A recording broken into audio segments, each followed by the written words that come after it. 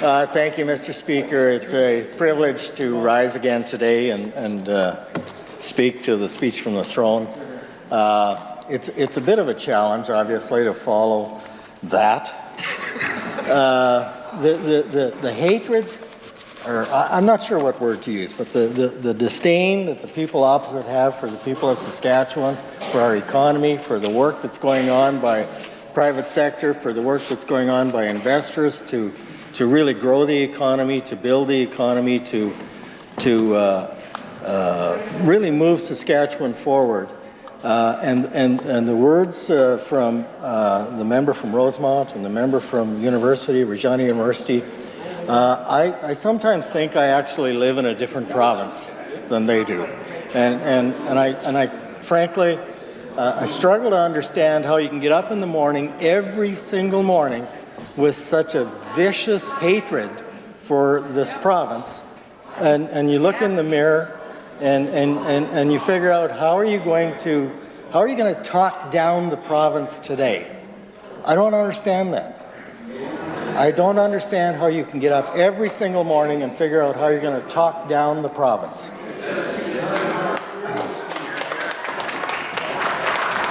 Mr. Speaker, I'm going to get into a few things today, but first I want to say thank you very much to my family, my wife Giselle, who's very, very supportive, and I always appreciate her words and her support.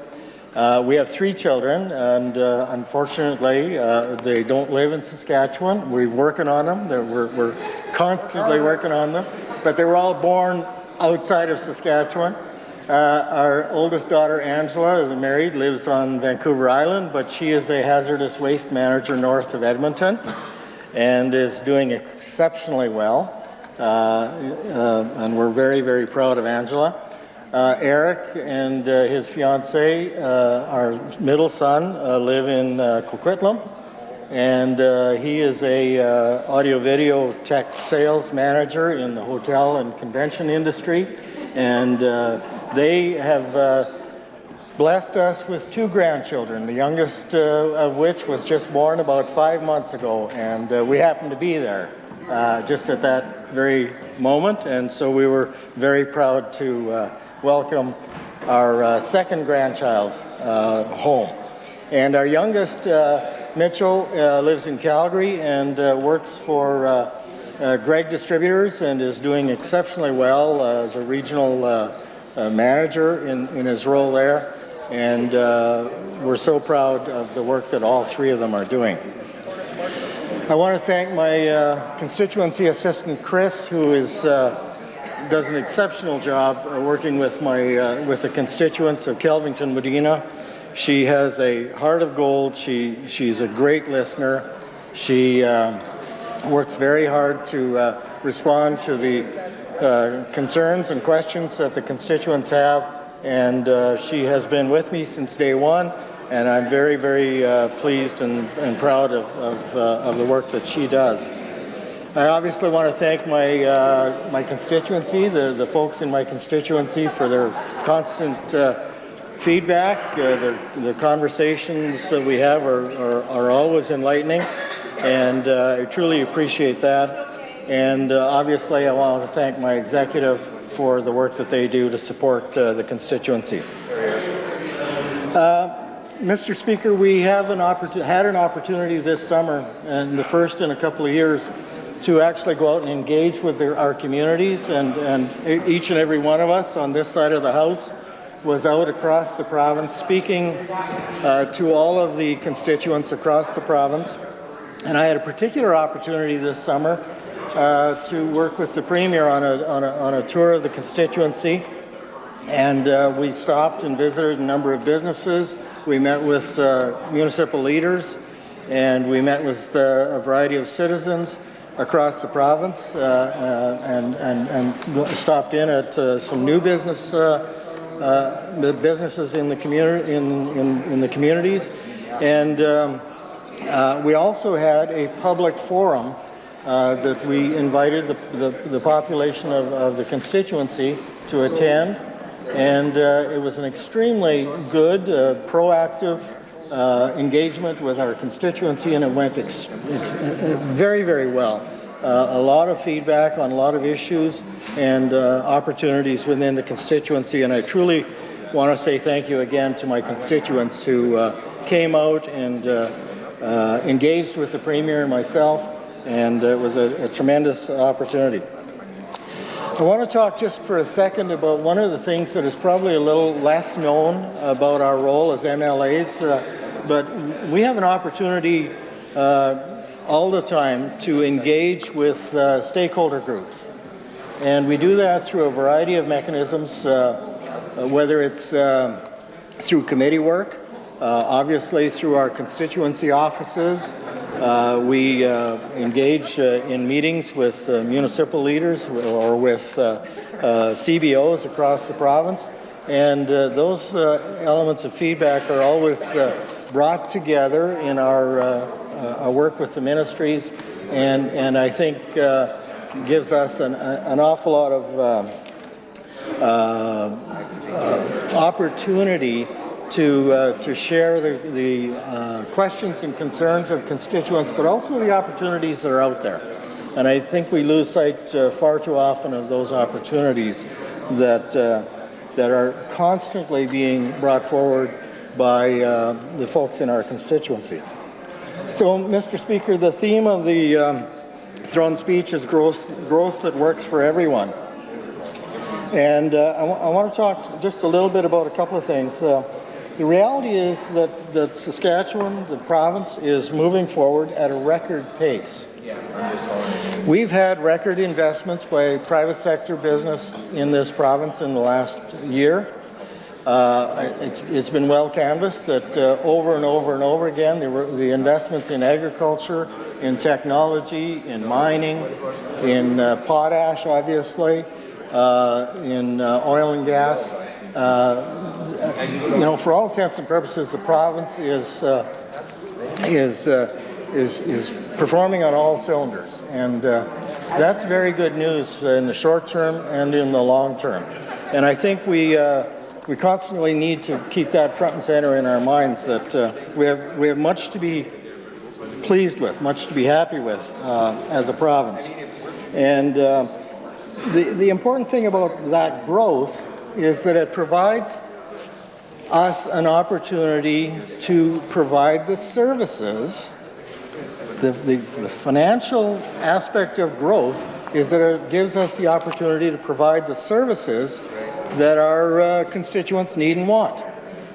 So we've also had record investments in healthcare and in education and in the social infrastructure, and in fact in the physical infrastructure as well this year, and actually over the last few years.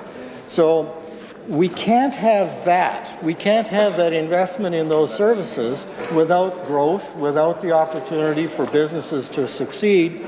And the obligation of the province of Saskatchewan, the government, is to facilitate those opportunities and, frankly, to get out of the way. Let businesses do what businesses do. And I think that's a very, very important element that is completely lost to members opposite. Completely. They want government to be engaged in every aspect of people's lives. And we're saying facilitate the good and get out of the way and let business, let communities, let people do the right thing. And we will be much better off. Mr. Speaker, change is difficult. Change is very, very difficult. And it's noticeable for all of us that the challenge in dealing with change is we all deal with change in our lives. We deal with change in our personal lives, in our business lives, in our communities. But I wanted to just talk a little bit about change from a little different angle than perhaps some of the other folks might do. And I want to address it by talking about a book that was written a number of years ago by an MLA from Alberta Doug Griffiths, wrote a book, and this was brought to mind a couple of weeks ago at a meeting I was at, and I started thinking about this. The book that was written was called 13 Ways to Kill Your Community, and it was written by Doug Griffiths. I'm going to take a little bit of editorial liberty with the work that he did, and I hope he'll forgive me in so doing. But I want to talk. So what basically he was doing was saying, here's 13 things that communities typically do to themselves that cause communities to struggle. I'm going to reverse that. I'm going to talk about things that communities are doing today that are positive things that are going to move communities forward, move the province forward, move Canada forward. We have incredible opportunity in front of us, and we should be taking every possible advantage of it, and communities and people in Saskatchewan are doing that today. So I'm going to go chapter by chapter real quickly because I don't have a lot of time, but I want to talk about sort of how the chapters reflect what we are doing today. The first, chapter 1 was titled, Forget the Water. So basically what he was saying is that if you don't have good water, you're going to struggle as a community. And I'm going to say as a province, if you don't look after your water, you're going to struggle. But what I'm going to say is, importantly, we have taken that to a different angle and said, let's focus on infrastructure. Let's focus on getting our communities' infrastructure back into good condition. So with the work that we've shared with the federal government and with municipal governments across the province through programs like ISIP, we've been able to reinvigorate an awful lot of infrastructure across the province. And in particular, I want to highlight a few things. And I'm not going to get into each individual community because there's just too many to talk about. But I do want to talk about one of the other pieces to this is municipal revenue sharing, which we put in place, which helps communities to have consistent flow of funding to facilitate their operations of their infrastructure. And then again, in terms of more global infrastructure, there's some of the other things that we've been doing this year.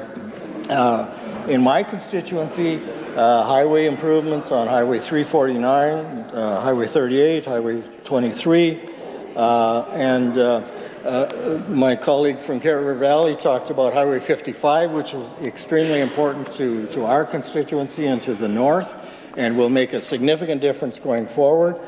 And one of the things that seems to get lost a little bit is the extraordinary value of passing lanes across the province. It saves lives. It means a great deal to the traveling public in Saskatchewan, including our tourists, and to their safety and to their lives. So I just wanted to mention that we have not forgot about the infrastructure. Chapter 2 is titled, Don't Attract Business. So what he was talking about there is you know, as communities, if you want to protect your businesses, and I'm going to reverse that and say, you've got to do everything possible to attract business. And there's an old phrase that comes to mind. It's a rising tide lifts all boats. And I think that's something important that we should keep in mind is that every new opportunity we have in the province, every new business, every new everything that comes into the province comes in and builds an infrastructure around it. Think about it from the perspective of a new shopping mall, for example. If you land the right core tenant, everything else builds up around that. All of the service businesses, all of the supporting infrastructure builds up around that. It's true with a mine. It's true with a oil and gas facility. It's true with a forestry facility. Everything requires those support mechanisms. So I think that's extremely important. The third chapter is titled, Don't Engage the Youth. Well, Mr. Speaker, it's obviously extremely important that we engage the youth. And we're doing that in so many different ways with our various education programs, our various support programs that we have in place. And I just want to highlight one particular program in that area.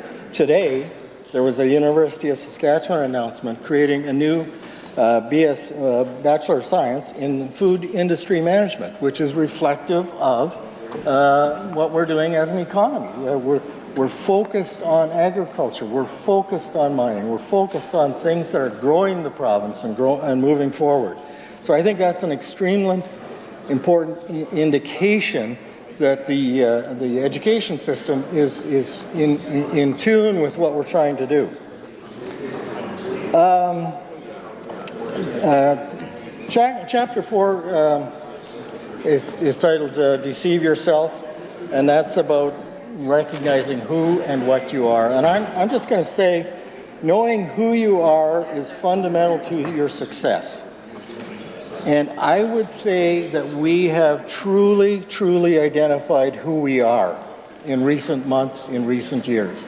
We are a province that has everything.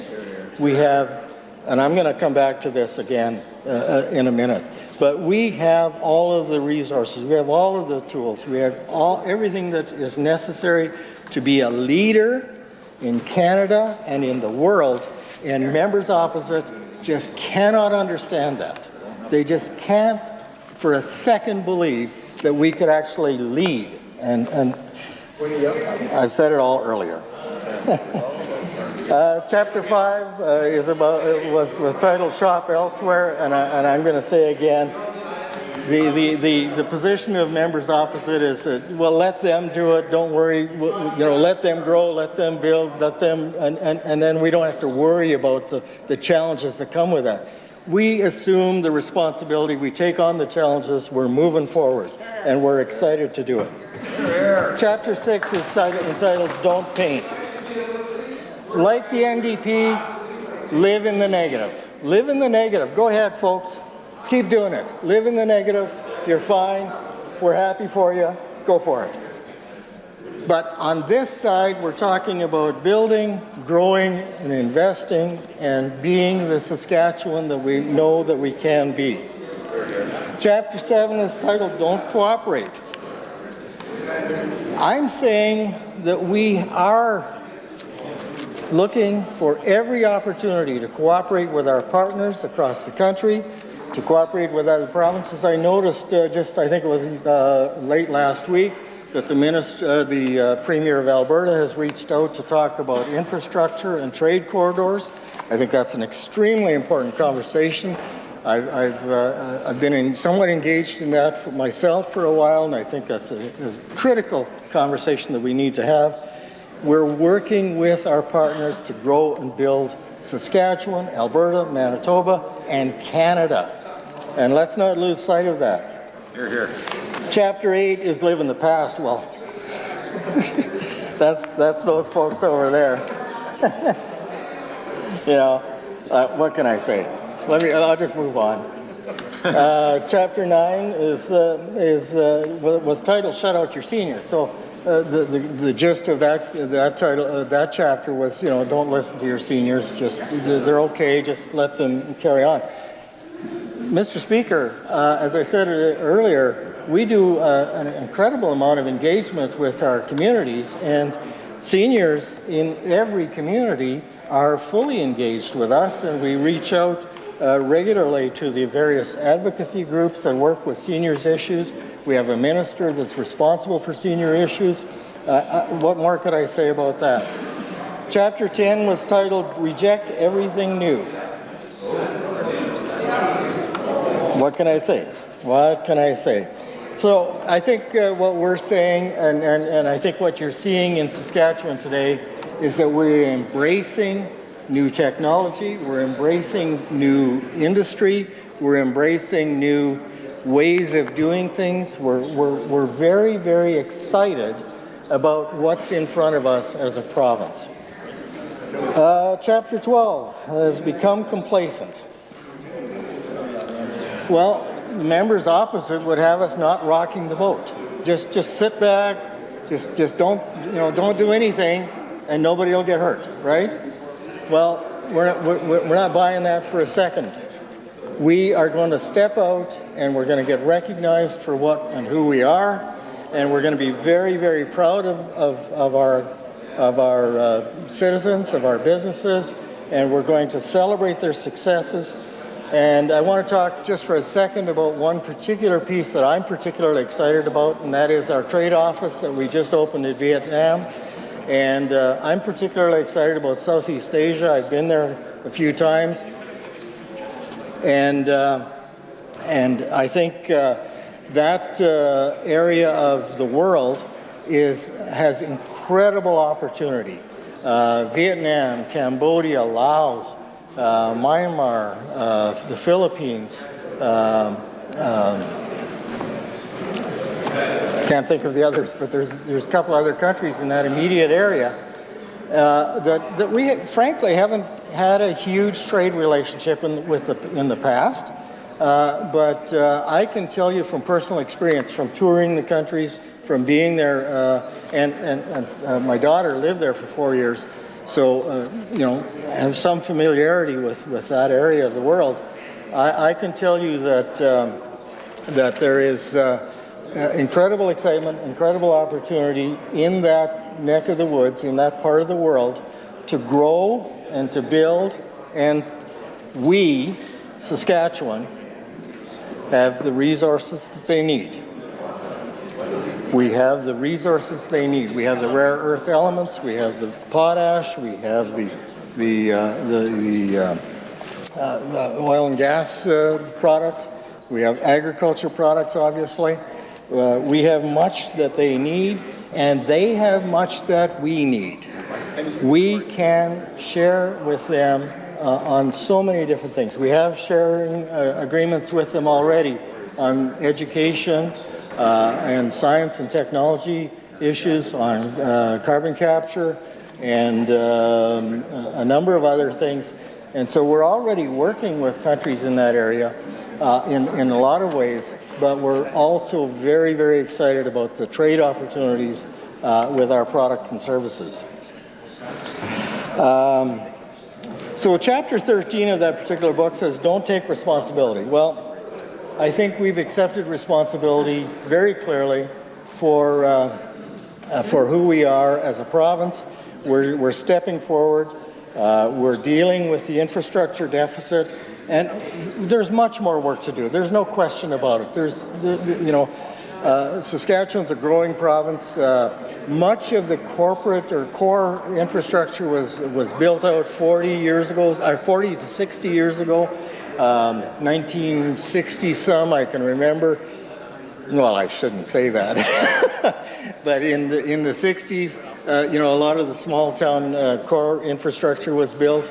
And in fact, in my office here, I have a little piece that talks about, I think, the water system in my hometown, Porcupine Plain, was built in the 60s. And all of that needs replacement. All of that needs work, and we are doing it.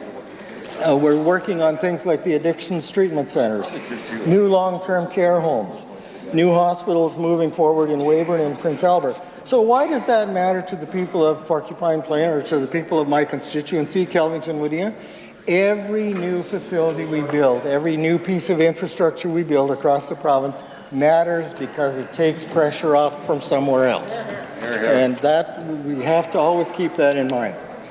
We're talking about urgent care centers. We're talking about the recognition, the accelerated recognition of international healthcare credentials, the conversion of part-time to permanent full-time positions in the healthcare system that we've just announced, the recruitment mission to the Philippines, and active engagement with other countries. Mr. Speaker, as you know, but I want to advise the members opposite because they probably don't know this, Saskatchewan CA actually has sort of news every day, and there's announcements of all the things we're doing. You might want to pay attention to that. I want to take a couple of minutes. I want to take a couple of minutes to talk about something that hasn't been brought up in this House before, but I think it's extremely important. Bill C-235 is moving through committee at the federal level. We've talked about the challenges that we have in dealing with the feds on so many different things, from carbon tax to Bill C-69 and C-48 and so many others. But this one is scary. This one is scary. This is it sounds innocuous. It's an act respecting the building of a green economy in the prairies. Great. Sounds wonderful. But interestingly, it sets up a whole new level of bureaucracy, and they're going to tell us how we need to engage with the Government of Canada and the NDP-supported Liberal government. Let's not forget that. Anyway, Bill C-235. Pay attention, folks. Critical. I had much to say about that, but no time. Anyway, I just want to say in conclusion, of course I will be supporting the speech from the throne that was delivered last week.